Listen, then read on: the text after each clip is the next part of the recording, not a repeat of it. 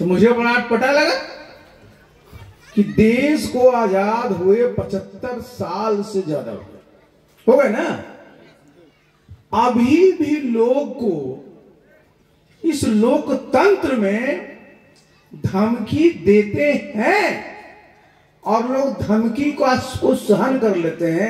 ये अच्छा है क्या? बताइए आप ही लोग। लोकतंत्र धमकी से चलता है? आप बोलिए ना।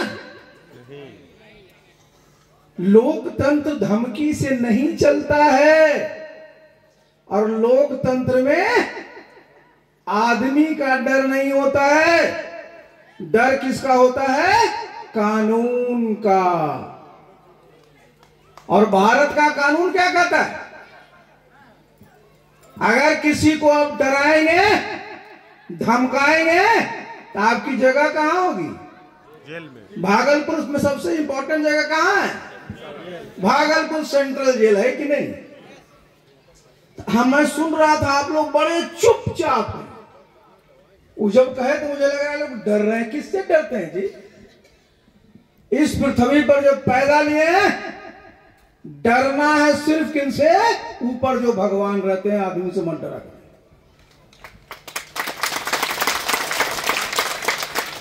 कभी मत डरिए। आप फिल्म का डायलॉग बड़ा फेमस है, जो डर गया सो तो फिर मरना है क्या? अरे इतने मजबूत रहना है कि जो डराएगा वो अपने आप समाप्त हो जाएगा। लोकतंत्र में क्या होता है? लोकतंत्र में आप जनता के बीच जाते हैं।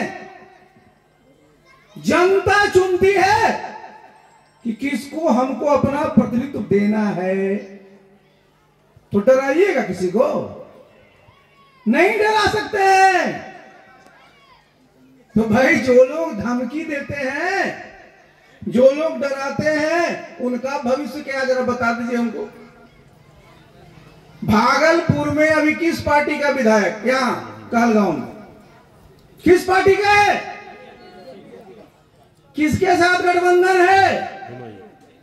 तो जदयू का कोई चांस है? यहाँ जदयू का उम्मीदवार का कोई चांस है जी?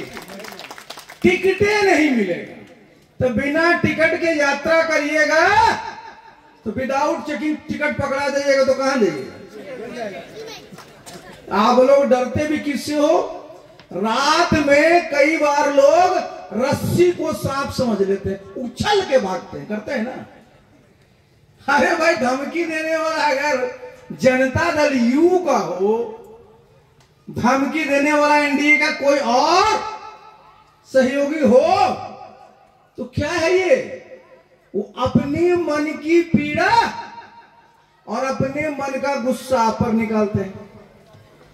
गुस्सा निकालना है तो अपने नेता के सामने निकालो ना। अपने नेता को कहो कि हिम्मत करिए और जनता दल को कहलगांव से लड़ाइए। हिम्मत है क्या? अरे इनके नेता की हिम्मत है? अब उस स्थिति में है इनके नेता? आप लोग बोलते ही नहीं है।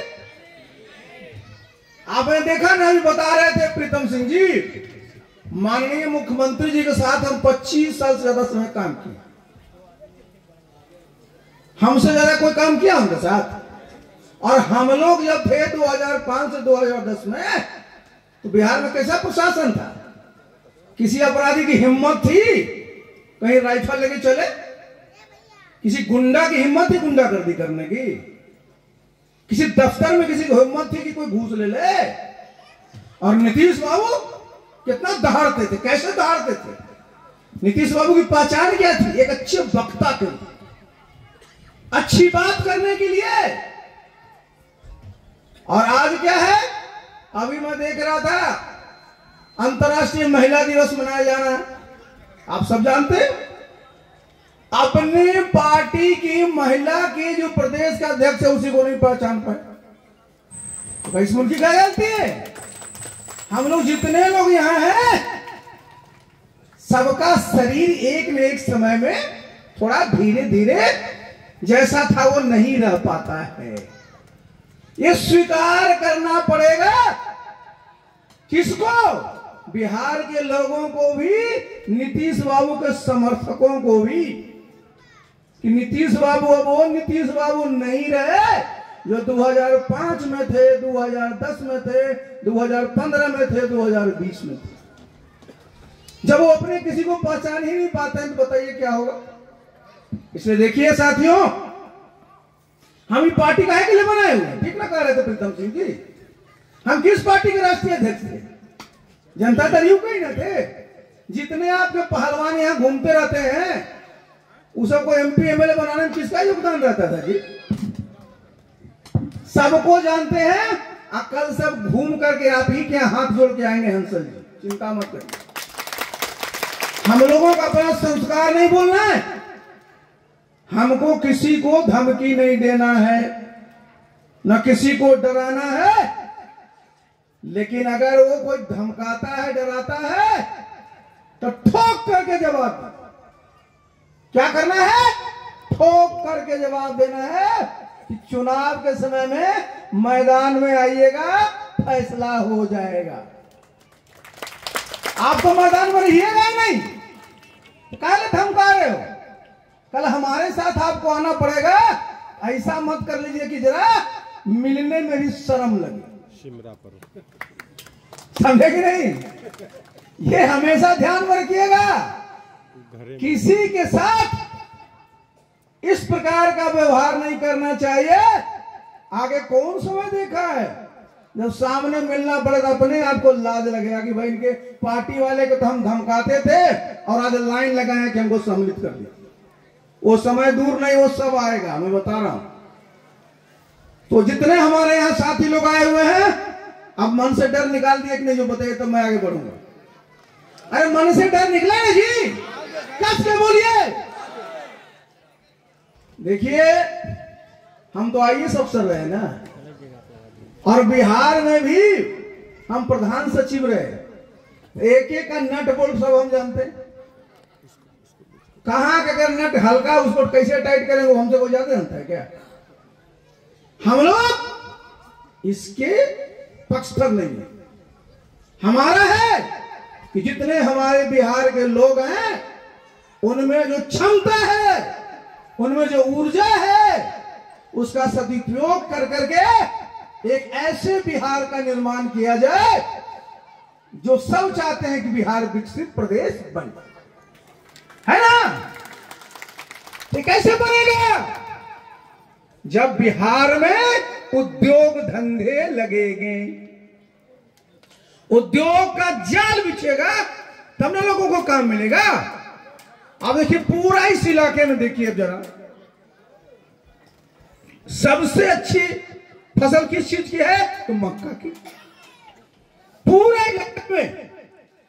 और ये मक्का लोड होके कहां जाता है जी? मक्का लोड होके कहां जाता है?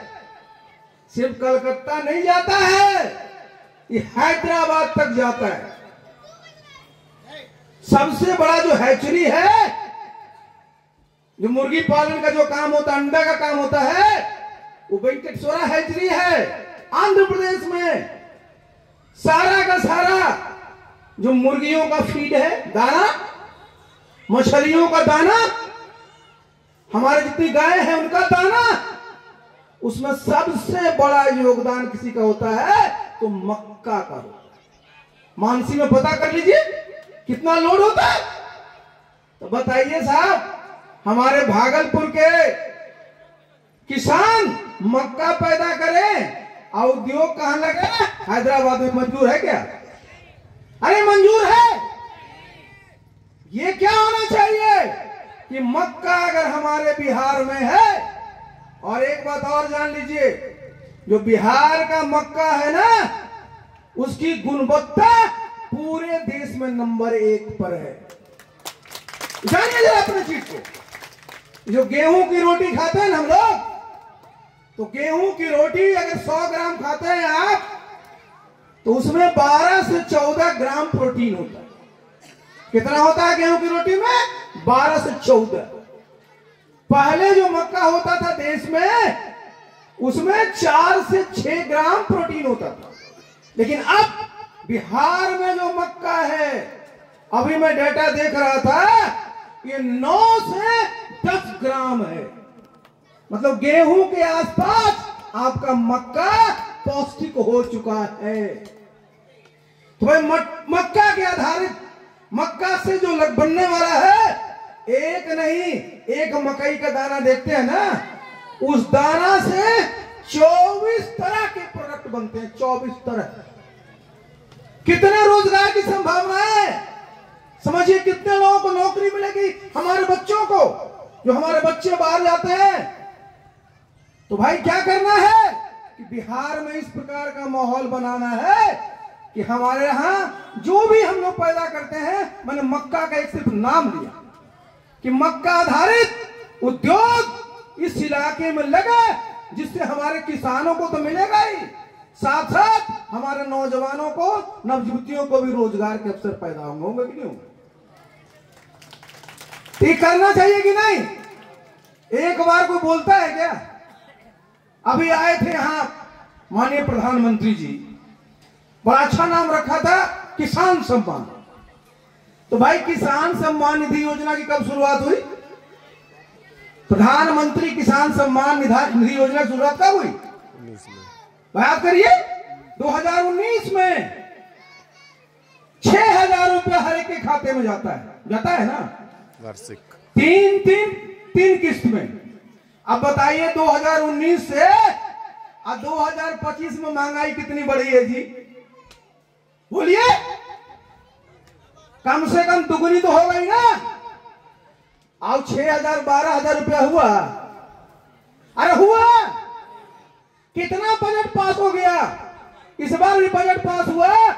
मैं तो उनके साथ मंत्री था, मैंने कहा था उस समय भी, कह रहे 6,000 को तो बढ़ा के कम से कम 9,000 तो कर दीजिए, करना चाहिए 12,000। लेकिन आज तक ये लोग नहीं कर पाए। अब बड़ा बड़ा भाषण देंगे, किसान का क्या सम्मान होगा साहब? 6 साल हो गए आप किसान सम्मान निधि योजना को नहीं बढ़ा रहे। क्यों नहीं बढ़ा रहे? इतना ही नहीं, आप बगल के प्रदेश में जाइएगा, किसानों के लिए अलग से राज्य सरकारों ने योजना बनाई है। प्रधानमंत्री जिस प्रकार से किसान सम्मान निधि योजना चलाते हैं, उसी प्रकार राज्य सरकार भी किसान सम्मान निधि योजना चलाती है और अपने खाते से पैसा देती है। बताइए, नीतीश बाबू कहते हैं बजट में कि बिहार में 76% लोग खेती करते हैं ना। किसान के लिए जरा सुन लीजिए आप लोग, किसान का जो कृषि विभाग है, जरा कान खोल के सुनिएगा और हमारे मीडिया के साथी जानिए इसको। ये लोग जाना करिए और उनका नेता है तब पूछा करिएगा। किसान के बारे में बात करते हैं, बजट में क्या किया है जी? बिहार का बजट पेश हुआ, गला फाड़ के इनके नेता बोल रहे हैं कि 3,17,000 करोड़ का हमारा बजट है ना। अखबार में ही पढ़े आप लोग। किसान 76% खेती पर निर्भर है। और जरा जान लीजिए, जो 3,17,000 करोड़ है ना, उसमें से 2 लाख करोड़ तो ऐसे ही खर्चा हो जाता है। 1,16,000 करोड़ स्कीम में खर्चा होता है। अब जरा किसान कहां से, कौन विभाग से डील होता है? कृषि विभाग से। जरा जोड़िए आप लोग, 1,17,000 करोड़ स्कीम का बजट और किसानों का विभाग, कृषि विभाग। और नीतीश बाबू पैसा कितना दिए हैं पता है आप लोग को? कितना दिए हैं जी? मात्र 2,100 करोड़ रुपया। कितना? 1,17,000 में मात्र 2,100 करोड़ रुपया, 2% भी नहीं। किसानों की आबादी कितनी है बोलिए? दिया कितना? 2% से कम। और नीतीश बाबू कहते हैं कि हमारा संकल्प है न्याय के साथ विकास। इससे बड़ा क्या अन्याय होगा साहब कि जिसकी आबादी 76%, बजट में उसको 2% से कम दे रहे हैं। यही न्याय है आपका? ये पूछना चाहिए कि नहीं पूछना चाहिए? बताइए आप लोग। किसानों को पूछना चाहिए ना कि भाई जब हम खेत में काम करते हैं, जब हम पैदा करते हैं, तब जाकर करके देश आत्मनिर्भर होता है खाद्य सुरक्षा के मामले में। आपको अमेरिका के सामने कटोरा नहीं फैलाना पड़ता है, आपको मेक्सिको के सामने कटोरा नहीं फैलाना पड़ता है धान और गेहूं और मक्का के लिए। आज भी आप कटोरा फैलाते हैं किसके लिए? तो दाल के। लेकिन जिस बात की मैं चर्चा कर रहा हूं कि आप चाहते हैं कि किसानों की आमदनी बढ़े, किसान खुशहाल हो, और जब बजट में पैसा ही नहीं देगा, सिर्फ कहने से खुशहाल हो जाएगा? आप जरा समझ लीजिए, हमारे भाई नौजवान बच्चे हमारे फौज में जाते हैं, देश की सुरक्षा करते हैं, सेवा करने के बाद आते हैं, जायज रूप से उनको पेंशन मिलता है कि नहीं मिलता है? तो जो बॉर्डर पर सुरक्षा कर रहा है, उसको सुरक्षा जो किया उसने, जब रिटायर हुआ उसको पेंशन मिला, हम सब लोग साथ हैं। लेकिन हमारे किसान ने जो खेत में काम कर करके देश को सुरक्षित किया, देश में भूखमरी से सबको सुरक्षित किया, तो 60 साल होने के बाद उसको पेंशन मिलना चाहिए कि नहीं? बताइए। अरे बोलिए ना जी। आप लोग नहीं बोलते इसलिए कुछ नहीं करता है।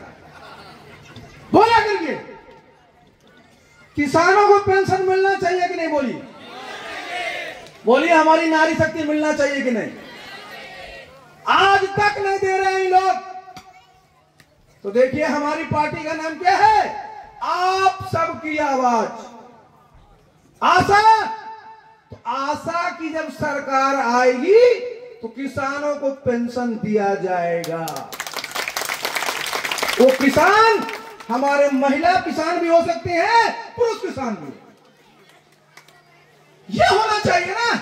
आखिर प्रदेश में जो पैसा है किसको मिलना चाहिए? जिसको सबसे ज्यादा जरूरत है।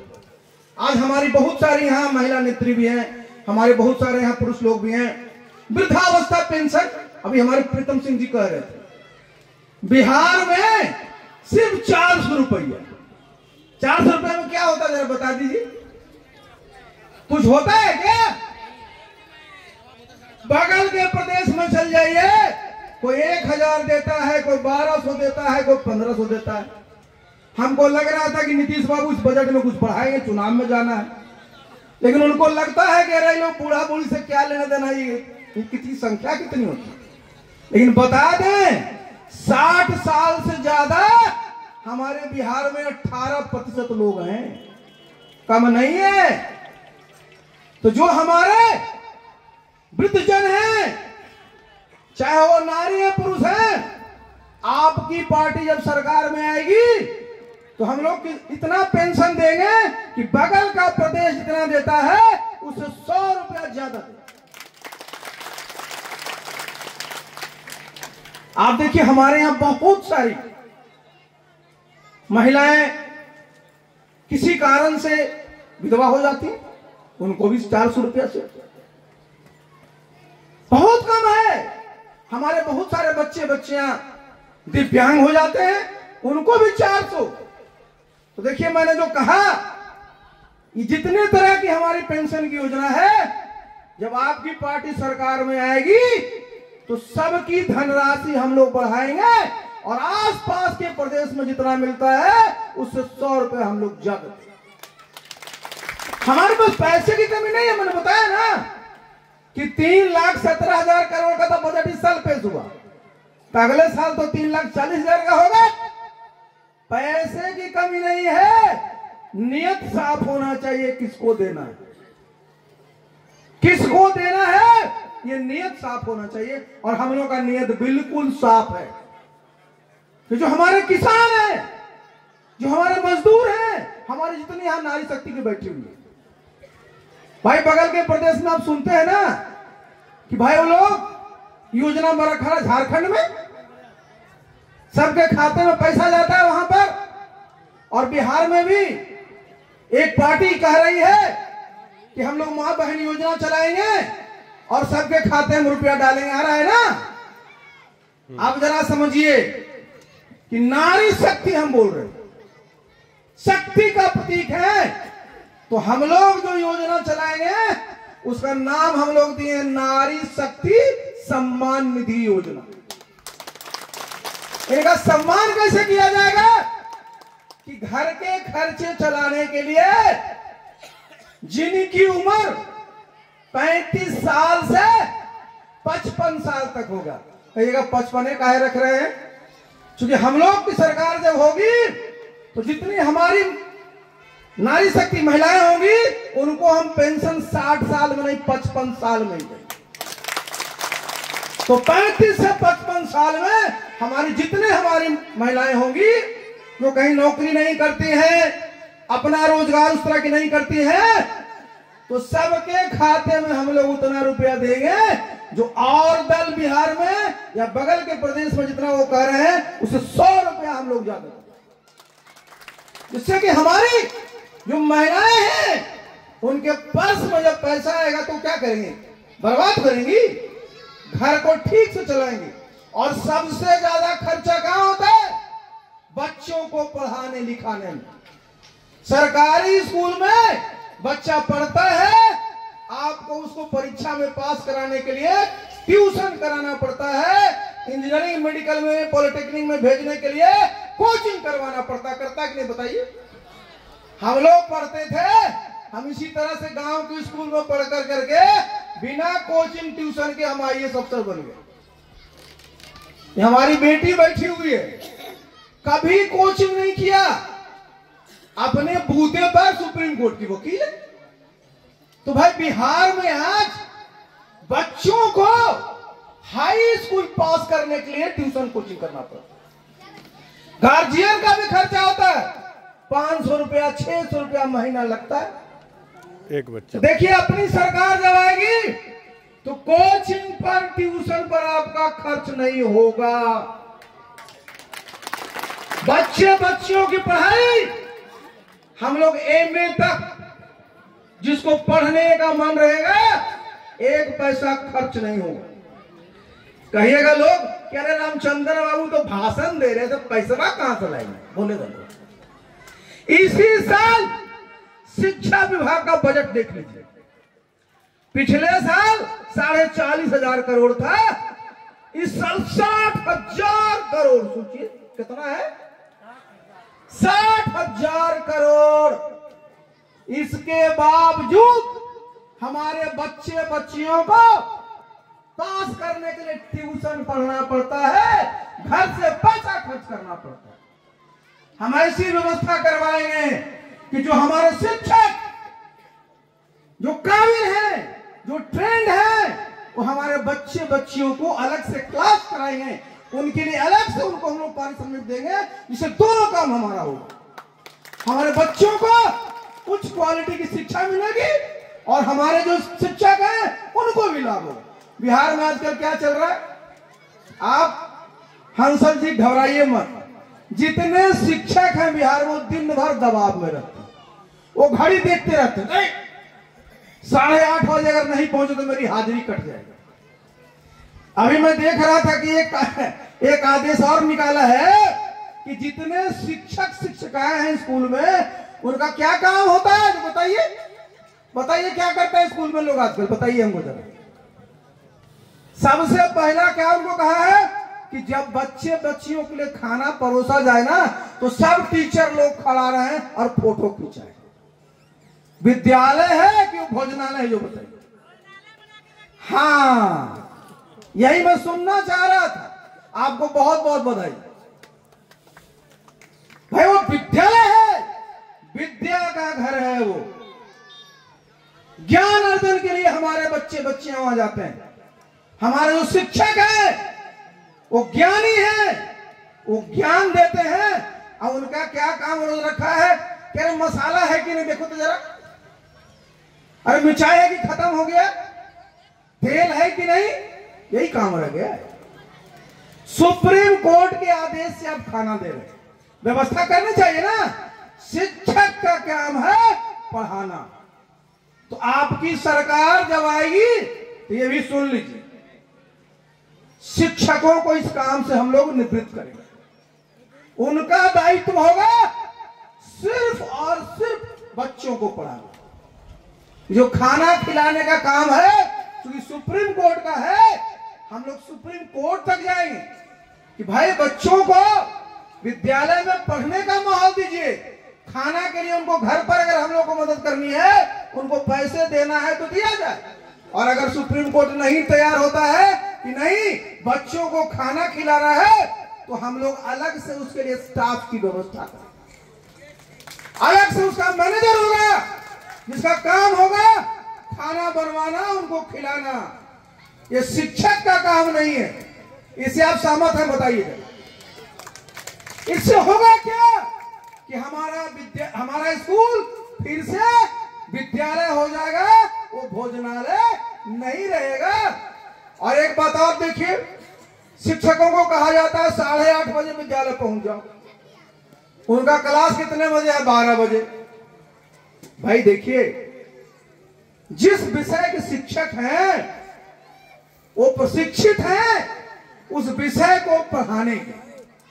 देखना क्या चाहिए कि स्कूल में जो शिक्षक हैं अपने विषय को पढ़ा रहे हैं कि नहीं। पता चला कि क्लास है मैथमेटिक्स का, अब पढ़वा रहे हैं संस्कृत वाले से, कि कोई है ही नहीं तो संस्कृत का पढ़ा रहा है। एक स्कूल में गया था 12th का, तो बोला सर यहाँ फिजिक्स के कोई टीचर नहीं है, हमें पढ़ाते कौन है?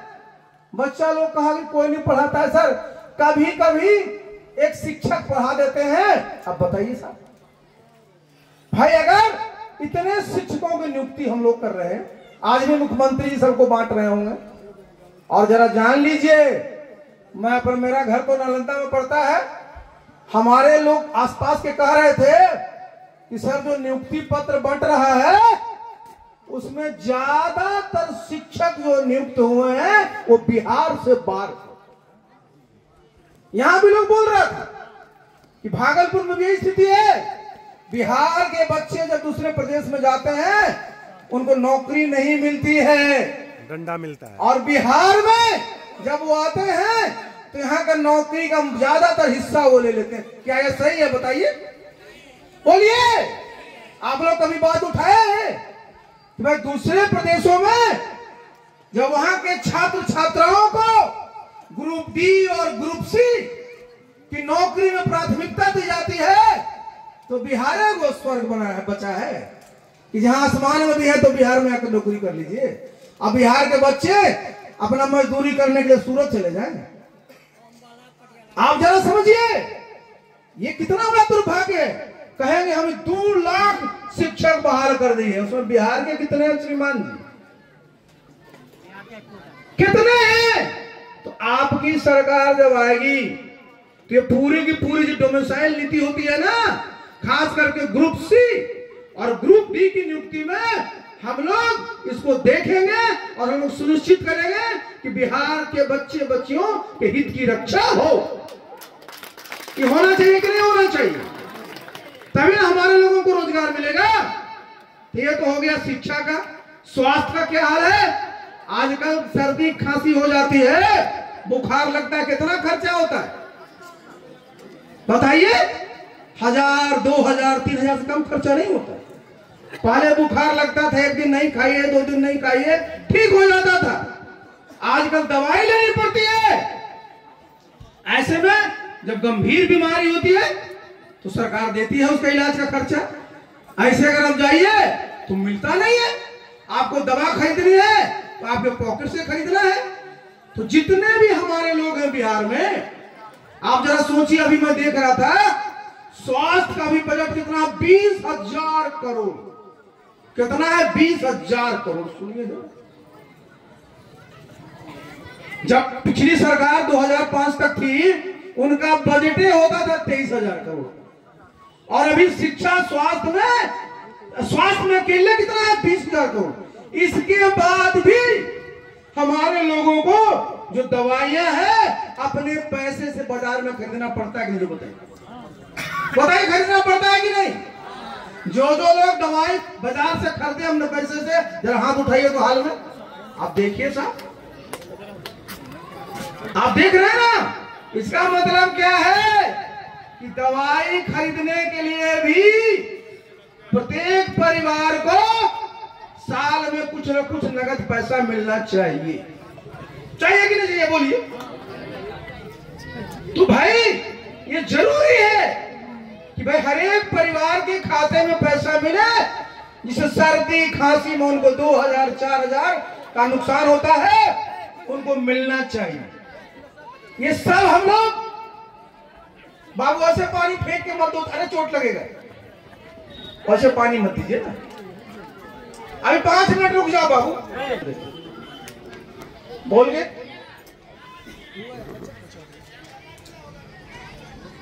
जरा शांत हो जाओ, शांत हो जाओ, सबको पानी मिलेगा। दो में भी होना चाहिए कि नहीं होना चाहिए।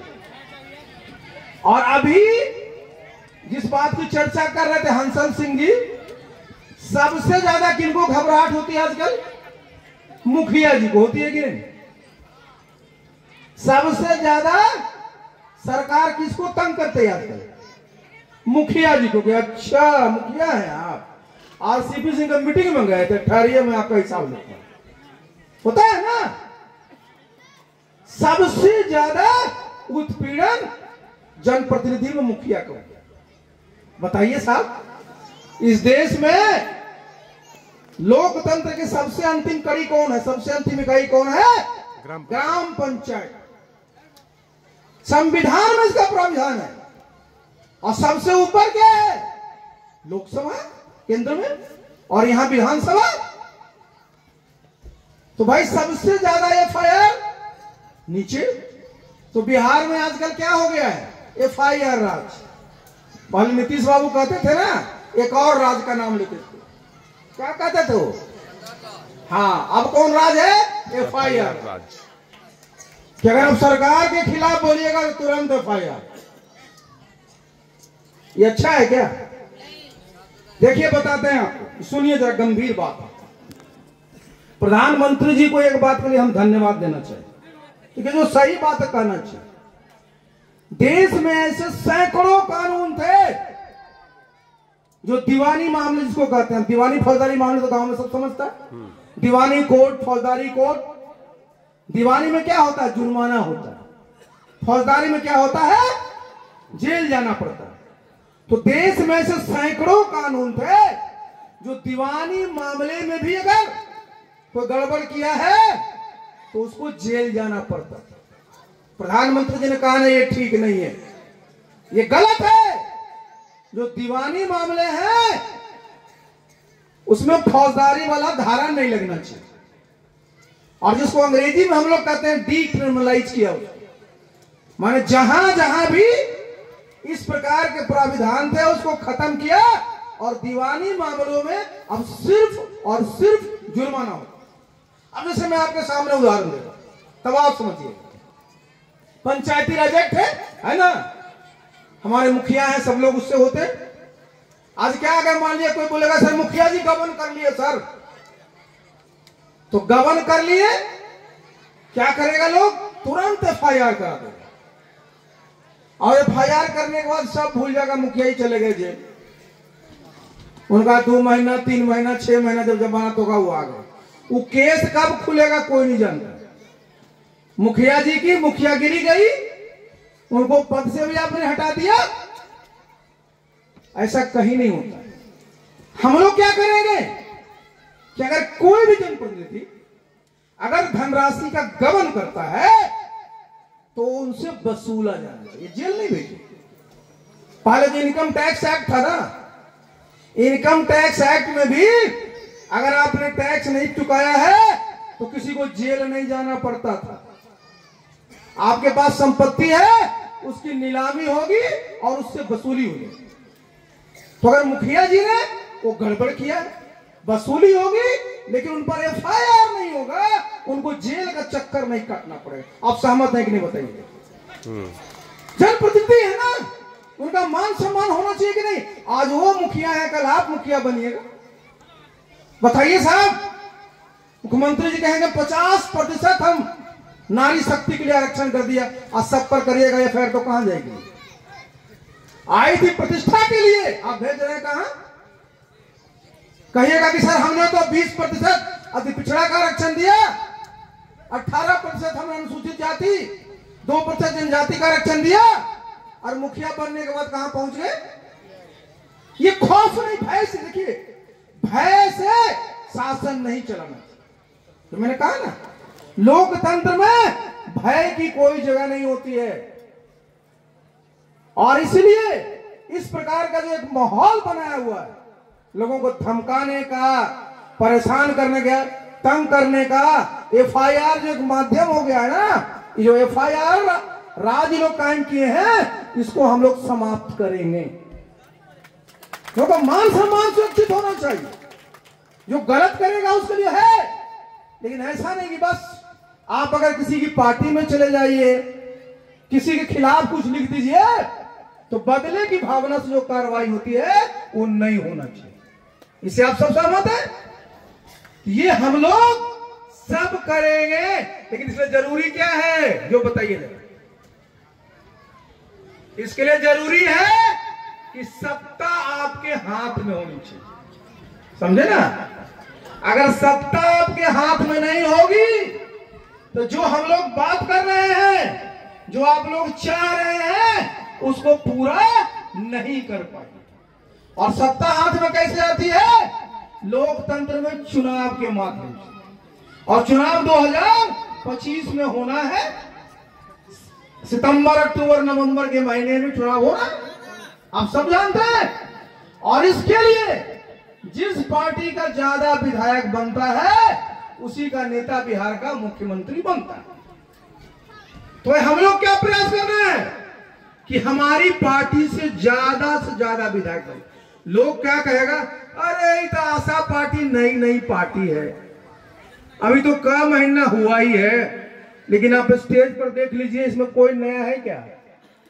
मैं आपके सामने खड़ा हूं, सार्वजनिक जीवन में 43 साल का मुझे अनुभव है। मैं 82 से पब्लिक लाइफ, 82 से हमारे जितने लोग हैं, हम बिहार में भी सेवा किए, उत्तर प्रदेश में भी सेवा किए, और भारत सरकार में 7 मंत्रालय में रहे। तो हम लोग कोई नया सिस्टम के लिए नहीं, हम लोग सिस्टम को जानते हैं, समझते हैं, और क्या करना है ये हमको पता है कि कैसे जो है इस समस्या का समाधान होना। तो हम लोग क्या चाहेंगे, ये जो पार्टी है, मैंने क्या कहा कि भाई बिहार में देखिए, आज भी मैं बताता हूं, बहुत सारे लोग हैं जो न इधर वोट देना चाहते हैं, न इधर वोट देना चाहते हैं। वो बीच का रास्ता चुनते थे, और बीच के रास्ते में हम लोग थे जो जनता दलियों में थे। लेकिन अभी जो कह रहे थे प्रीतम सिंह जी कि जनता दलियों पर अवैध कब्जा कर लिया है लोग, जनता दलियों पर जो जायज कब्जा था, अब वो नाजायज कब्जा हो गया। तो नाजायज कब्जा को हटाना है कि नहीं, जो बताइए, अरे बोलिए ना। तो नाजायज कब्जा को हटाना है, तो हम लोग को किसी के सामने न तो हाथ जोड़ना है, न हाथ चलाना। करना क्या? चुनाव के समय में बटन दबाना, जो हमारा उम्मीदवार होगा उसके सामने उंगली से बटन दबाना है। जब आप बटन दबाइएगा, हमारे उम्मीदवार जीतेंगे, आपकी सरकार बनेगी, और जो हमने कहा वो पूरा होगा। इसके लिए जरूरी क्या है कि संगठन को मजबूत करना है। संगठन को कहां मजबूत करना है? सबसे मजबूत करना है बूथ लेवल। अगर बूथ पर मजबूत संगठन है, बूथ जीत गए, चुनाव जीत गए। पता चला राष्ट्रीय स्तर पर बड़का नेता है, प्रदेश स्तर पर उसका बड़का नेता है, जिला स्तर पर उससे बड़े भारी नेता है। मैं कहलगांव के बहुत नेताओं को जानता हूं, समझे ना, सबको मैं जानता हूं कि कौन राष्ट्रीय स्तर का है, कौन अंतर्राष्ट्रीय स्तर का है। पता चला गांव का पते नहीं है। तो आपको ताकत कहां रखनी है? बूथ। बूथ मजबूत हो जाएगा, आप जीत जाइए। तो जितने लोग साथी लोग यहाँ हैं, जितने हमारे महिला पुरुष हैं, आप इससे सहमत है कि अपने बूथ को मजबूत करना है? जरा हाथ उठाइए।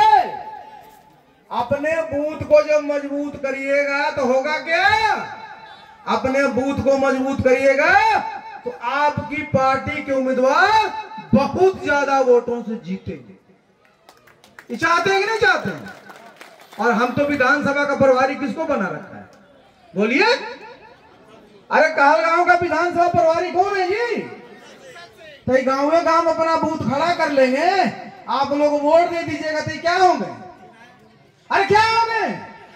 आप कस के बोलवे नहीं करते। अब जब बोलवे नहीं करिएगा तो कैसे काम चलेगा जी? तो देखिए, आप सब लोगों को अपनी ताकत समझनी है, और लोकतंत्र में ताकत होता है वोट का, और वोट अपना जो है ना, आपका अपना मान सम्मान स्वाभिमान सब बढ़ाता है। और अपने वोट के महत्व को समझते हुए यहां से जाइएगा, अपने अपने बूथ को मजबूत करना है। और जहां जहां बुलाइएगा, हमारे पार्टी के जितने नेता हैं वो सब आएंगे, और हमको बुलाइएगा तो सबसे पहले आएंगे। तो आप लोग हमारे उम्मीदवार को जिताइएगा ना? यस। अरे कस के बोलिए। तो चलिए, आप लोगों को बहुत बहुत धन्यवाद। और आज देखिए कितना बढ़िया महफिल सजा हुआ है होली का। तो होली देखिए, एक बात जरा समझिए, होली जो है ना, ये त्योहार में ये खुशी का त्योहार। क्या चीज का है? खुशी का त्योहार है। तो जब मन से आप खुश रहिएगा तो आपको होली का मजा आता है कि नहीं आता? तो खुशहाल जब आप होइएगा, खुशहाल जब आपका परिवार होगा, तो हमारा बिहार भी खुशहाल होगा। और हम लोगों का क्या नारा है, जरा याद करिएगा, जब आशा होगी सरकार में तब खुशहाली होगी बिहार में। नारा याद से करिए, जब आशा होगी सरकार में तब खुशहाली होगी बिहार में। सहमत है ना इससे? बहुत बहुत धन्यवाद। अभी देखिए एक बात और, हमारी इतनी यहाँ नारी शक्ति बैठी हुई है, हम सब मीटिंग में कहते हैं, हमारी एक नहीं हमारी तीन तीन माताएं हैं।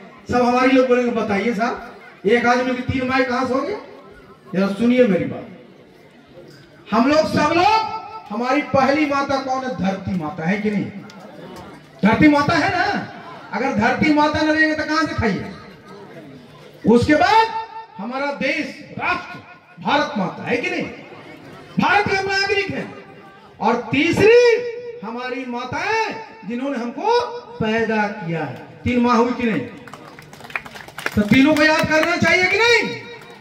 तो हम जरा नारा लगाएंगे, आप लोग बोलिएगा, धरती माता की, धरती माता की, धरती माता की, भारत माता की, भारत माता की, भारत माता की, अपनी अपनी माताओं की, अपनी अपनी माताओं की, अपनी अपनी माताओं की बहुत बहुत धन्यवाद। और होली की फिर से बहुत बहुत शुभकामनाएं।